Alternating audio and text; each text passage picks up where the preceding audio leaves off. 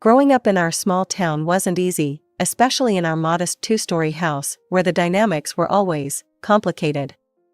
I'm Molly, and this is the story of how I learned that sometimes the people who hurt you most are the ones who should love you most. My father worked long hours at the local mine. He was quiet, tired, and usually buried himself in the newspaper after dinner. My mother, on the other hand, was anything but quiet. She'd spend endless hours sprawled on our worn-out couch, phone pressed to her ear, cackling with her friends while some mindless talk show droned on in the background.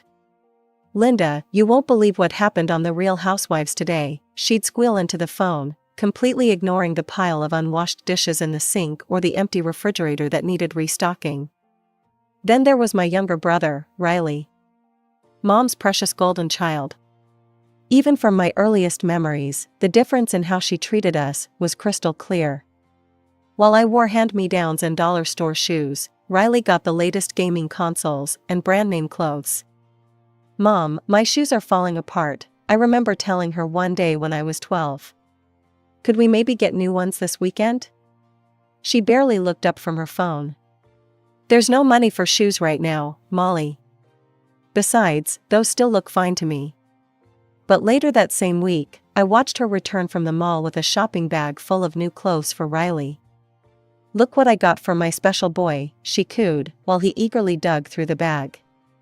Dinner was always a testament to her negligence, microwaved frozen dinners or takeout containers scattered across our kitchen table. Sometimes, I'd stare at the sad, plastic-wrapped meals and dream about having a normal mom who actually cooked real food. By the time I reached high school, I knew college wasn't in my future. There were no savings, no college fund, not even discussions about higher education. The reality of our financial situation hit me hard when I overheard my parents arguing one night. "We can't keep living like this," my father's voice was strained. "The bills are piling up." "Well, what do you expect me to do about it?" Mom snapped back. "You're the one who should be making more money." That's when I made my decision. The day I turned 15, I walked into the cafe 3 blocks from our house and asked for a job. The manager, Mrs. Peterson, took one look at my determined face and gave me a chance as a part-time waitress. "You've got good instincts, kid," she told me after my first week. "Keep this up, and you'll go far." For the first time in my life, I felt proud of myself. But even that small victory was tainted by my mother's reaction. "A waitress?" she scoffed when I told her about my new job. "Well, I suppose someone has to do it. Just don't let it interfere with taking care of your brother's needs." After graduating high school, I landed a full-time waitressing position at Giovanni's, one of the nicer restaurants in town. My 3 years of experience at the cafe made me an attractive hire, and the manager didn't even hesitate when offering me the job. The salary was significantly better than what I'd been making at the cafe, but that wasn't even the best part. Mr. Romano had this amazing policy where servers could take home leftover food after their shifts. In a high-end Italian restaurant, these weren't just any leftovers, we're talking about gourmet pasta, premium steaks, and fresh-baked desserts that would otherwise go to waste. The first time I brought home a container of fettuccine alfredo and garlic bread, my family's eyes lit up like it was Christmas morning. I thought this might finally be something that would make them appreciate me. How wrong I was. It quickly became a pattern. I'd bring home these beautiful meals, carefully packed and still warm, only to find that by the time I got a chance to eat, there would be nothing but scraps left. Riley always got first pick, followed by Mom and Dad, and whatever remained, if anything, was supposed to be mine. One evening, after a particularly long shift, I came home with a magnificent portion of osso buco that the chef had specifically saved for me. By the time I finished changing out of my work clothes, I found Riley scraping the last bits from the container. "Hey," I protested. "I was going to eat that. Couldn't you have at least saved me some?" Mom's head snapped up from her phone. "Molly, how dare you be so selfish? You should be ashamed of yourself." "Selfish? I'm the one bringing this food home. You get to eat this fancy food all day at work," she snapped back. "Your brother only gets to enjoy it once a day." You should be grateful we're not asking you to bring more. I stood there, fighting back tears of frustration. I don't eat at work, Mom. I'm too busy serving other people. Well, that's your choice, she replied dismissively, already turning back to her phone. Nobody's stopping you from eating there. Riley just smirked and licked his fork clean, not even bothering to hide his satisfaction. The worst part wasn't even the hunger, it was the realization that in their eyes, I would always be worth less than my brother, no matter what I contributed to the family. 2 years flew by, and Riley finally graduated high school. I remember sitting at his graduation ceremony, watching him receive his diploma, and thinking that maybe, just maybe, things would change now. Maybe he'd finally start contributing to the household like I had been doing since I was 15. So, Riley, I asked him the day after graduation, while he was sprawled on the couch with his game controller, have you started looking for jobs yet? He barely glanced away from his video game. Nah, I'm taking a gap year. Need some time to figure out what I want to do with my life, you know? A gap year? I couldn't hide the disbelief in my voice. But we can barely make ends meet as it is. Oh, honey, Mom chimed in from her usual spot on the recliner, Riley's still too young to work. He needs time to find his path. I wanted to scream. Too young?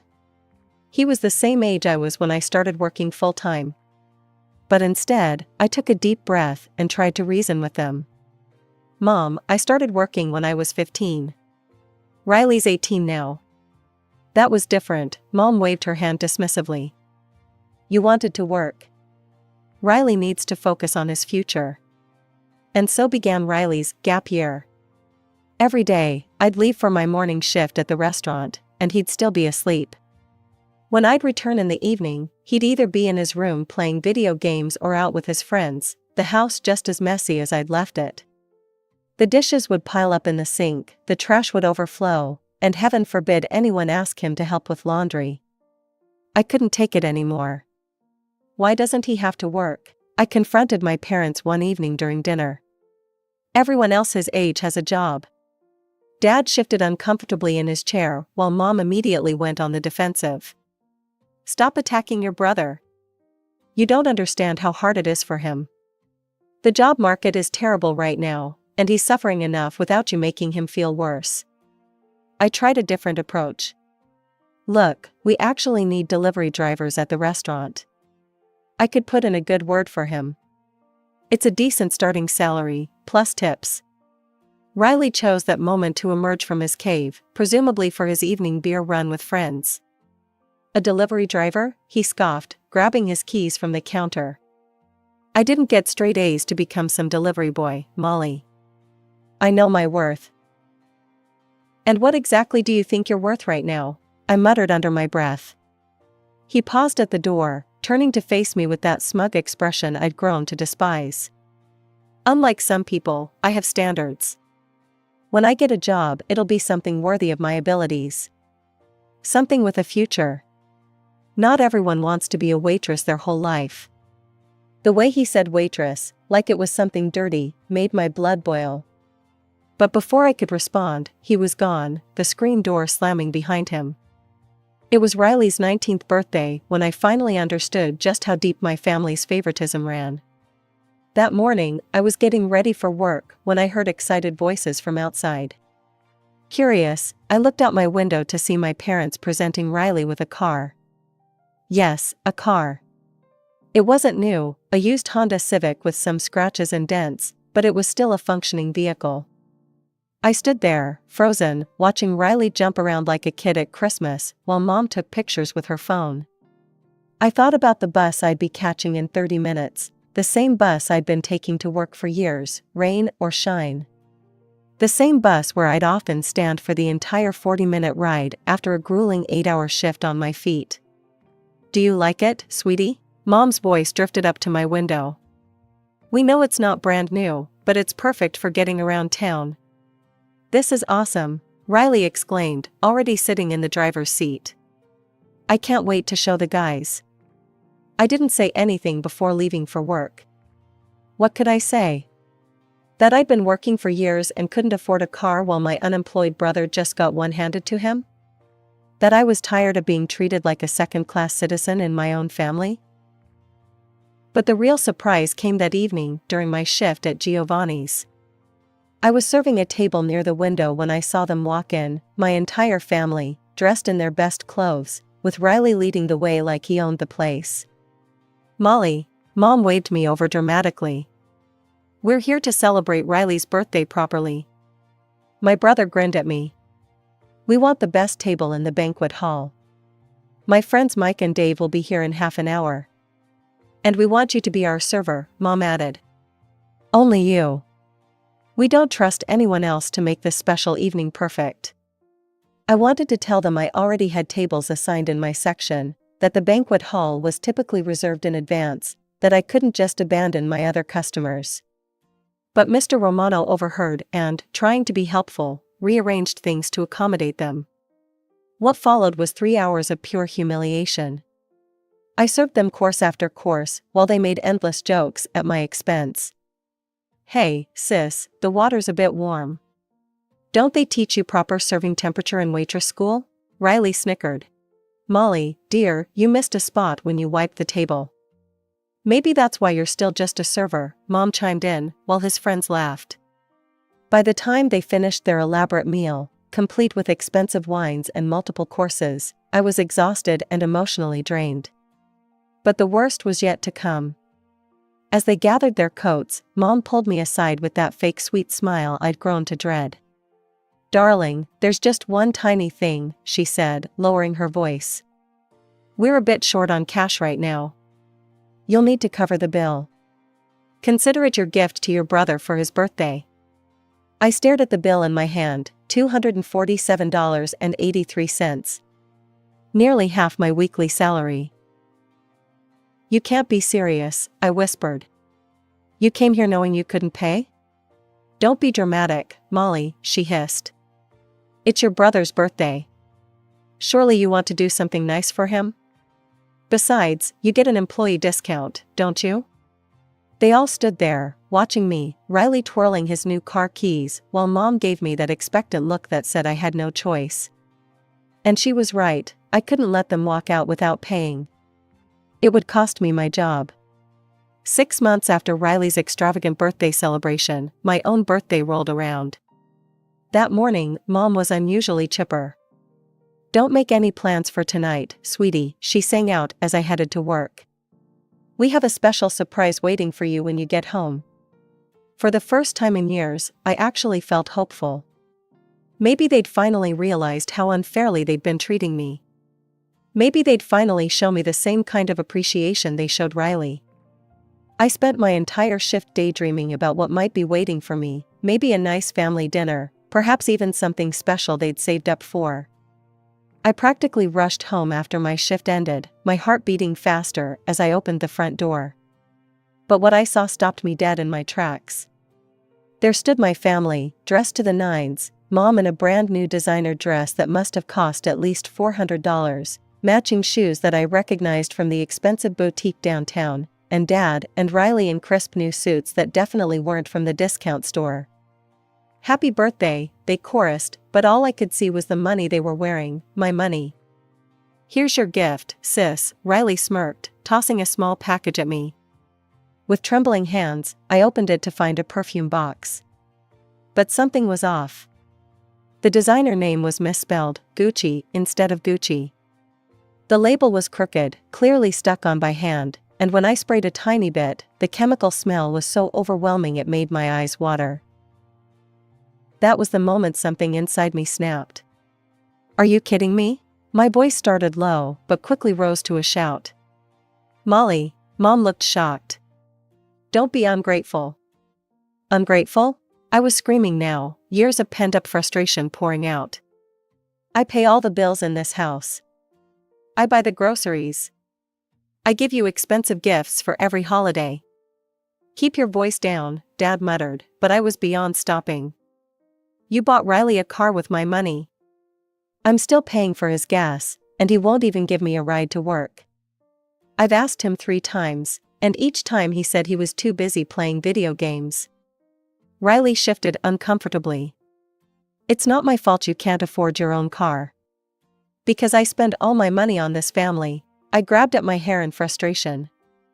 And what do I get for my birthday? Fake perfume that smells like paint thinner while you're all standing there in clothes that cost more than I make in 2 weeks. You're being hysterical, Mom snapped. This is no way to act on your birthday. Hysterical? You want to see hysterical? I snatched up the perfume bottle. This isn't even real. You couldn't even be bothered to get me something that wasn't a cheap knockoff. That's enough, Dad's voice boomed. If you're going to act like this, you can just go to your room and stay there. Yes, Mom added, smoothing her expensive dress. Go celebrate alone until you can behave properly and show some gratitude.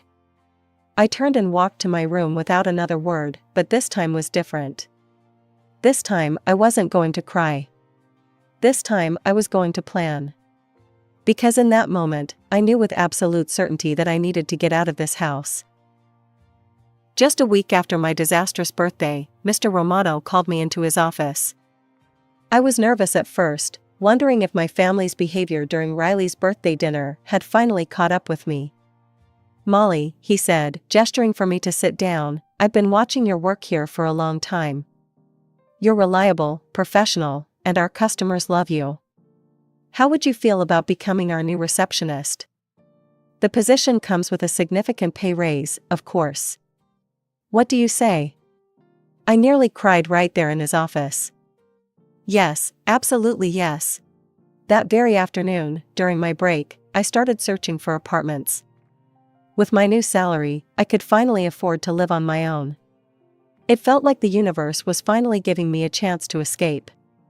By some miracle, I found a small one-bedroom apartment just 3 blocks from the restaurant. It wasn't fancy, just a basic kitchen, living room, and bedroom, but it was clean, safe, and most importantly, it was away from my family. The landlord, Mrs. Chen, took one look at my proof of employment from Giovanni's and approved me on the spot. You seem like a responsible young lady, she said as I signed the lease. When would you like to move in?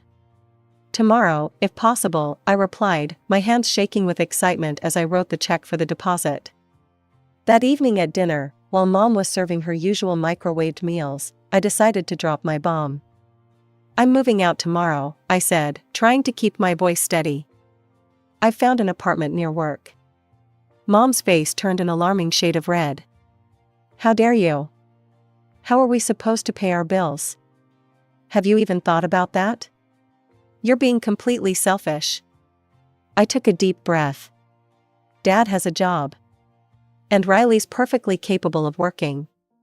Maybe it's time he started contributing. I have devoted my entire life to you children. Mom was in full meltdown mode now, tears streaming down her face. And this is how you repay me? By abandoning your family when we need you most? Riley just sat there, shoving food in his mouth and watching the show like it was another one of his video games. Dad stared at his plate, silent as always. I've heard enough, I said, standing up from the table. I'm leaving tomorrow, and that's final. You ungrateful little, Mom's voice followed me up the stairs, but I tuned it out. I spent the next hour packing my belongings into the few boxes and bags I'd secretly bought over the past week. It wasn't much, some clothes, a few books, my laptop, and the small amount of jewelry I owned. My whole life fit into 4 boxes and 2 duffel bags. When the taxi arrived, I didn't say goodbye. I just walked out the front door, to the sound of Mom's continued screaming about family loyalty and ungrateful children. As the taxi pulled away, I caught one last glimpse of our house in the rearview mirror, and for the first time in years, I felt like I could breathe. The first month in my new apartment was pure bliss. No drama, no guilt trips, no watching Riley being waited on hand and foot. Just peace and quiet. I could cook what I wanted, watch what I wanted, and most importantly, spend my money how I wanted. Then came the phone call. Molly, Mom's voice was sharp even through the phone. The utility bills are due. I took a deep breath. Mom, I don't live there anymore. I'm not responsible for those bills. We were counting on that money, she screeched. You have an obligation to help your family. No, Mom, I don't. Riley's had a whole month to find a job. He can help now. Your brother can't find work right now. And he needs money, he crashed the car last week and needs repairs. He can't work without a car. I almost laughed at the irony. So he crashed the car you bought with my money, and now you want more of my money to fix it? Not happening. This isn't my problem anymore. The next 6 months were transformative. Without having to support my entire family, I was finally able to save money. I bought myself a used Toyota, nothing fancy, but it was mine, paid for with my own money. No strings attached, no guilt, no obligations. I felt like I could finally breathe. Then one evening, there was a knock at my door. I opened it to find my parents standing there. My stomach dropped, I had never told them my address. "We need to talk," Mom said, pushing past me into my apartment. Dad followed, looking uncomfortable as usual. "We need money, Molly. Your father's about to be laid off, and Riley still hasn't found work. You have to help us." "No," I said firmly. "I don't have to do anything. We're your family." Mom's voice was rising. "You can't just abandon us." "I'm not abandoning anyone. I'm just not enabling you anymore." Dad finally spoke up. "The mine's cutting back workers. I might not have a job by next month." "Then Riley needs to step up," I replied. "He's had plenty of time to find work." "Fine," Mom's face twisted into something ugly. "If that's how you want to play it, then you'll have problems too." My mother's throat wasn't empty. The very next morning, I woke up to Mrs. Chen frantically banging on my door. "Molly, your car. Someone set it on fire." I ran outside in my pajamas to find my Toyota, my pride and joy that I'd worked so hard for, reduced to a smoking shell in the parking lot. My legs nearly gave out, but then Mrs. Chen grabbed my arm. "I have cameras," she said quickly. "The police are on their way. We caught everything on video." The footage was crystal clear. There was Riley, at 3 a.m., pouring something over my car and lighting a match. He hadn't noticed the security cameras tucked away in the building's eaves, hadn't even thought to look for them. He just did his work quickly and walked away as my car went up in flames, probably thinking he'd never be caught. The police arrested him within hours. My phone started ringing almost immediately. "You have to drop the charges." Mom was hysterical. "He's your brother. You can't let them take him to jail." "Actually, I can," I replied, surprising myself with how calm I felt. "But I'll make you a deal, reimburse me for the car, and I'll withdraw my statement." "We don't have that kind of money." "You know that." "Then Riley can face the consequences of his actions. For once in his life." "You heartless little," I hung up before she could finish. The trial was quick. The evidence was undeniable, and Riley had priors I hadn't even known about. Apparently, he'd been in trouble for vandalism before, but my parents had always managed to sweep it under the rug. This time, there was no sweeping. He got 3 years and was ordered to pay restitution equal to the value of my car. My parents eventually took out a loan to pay me back, probably hoping I'd drop the charges if they did. But it was too late, Riley had already been sentenced. He served a year and a half before getting out on good behavior, though I only heard this through distant relatives who occasionally update me on family gossip. They tell me my parents still live in the same house, struggling more than ever. Dad's health is failing, but he keeps working at the mine because he has to. Mom spends her days lamenting about her poor boy whose life was ruined by his sister. Riley, unsurprisingly, still doesn't have a job. Turns out having an arson conviction makes it even harder to find that prestigious position he always thought he deserved. Sometimes, friends ask me if I feel guilty. If maybe I was too harsh. They ask if I ever think about reaching out, trying to mend fences. Would you give a second chance to someone who tried to destroy everything you worked for? I ask them back. Would you trust people who watched you struggle for years while they spoiled someone else? The truth is, I don't regret any of it. My family made their choices, years and years of choices, and now they're living with the consequences. They chose to enable Riley's laziness and entitlement. They chose to treat me like their personal ATM. They chose to threaten me when I stopped playing along. And finally, Riley chose to commit a crime, thinking he'd get away with it like he got away with everything else. I'm done feeling guilty about their choices. These days, my life is peaceful. I still live in the same apartment. Mrs. Chen actually reduced my rent after the incident, saying she'd never had such a good tenant. I'm still working at Giovanni's, but now I'm the head receptionist. I've been saving money again. Not for another car, though I did eventually get one, with better insurance this time, but for something bigger. Next fall, I'm starting college, part-time at first, but it's a start. I'm going to study business management. Maybe someday I'll open my own restaurant.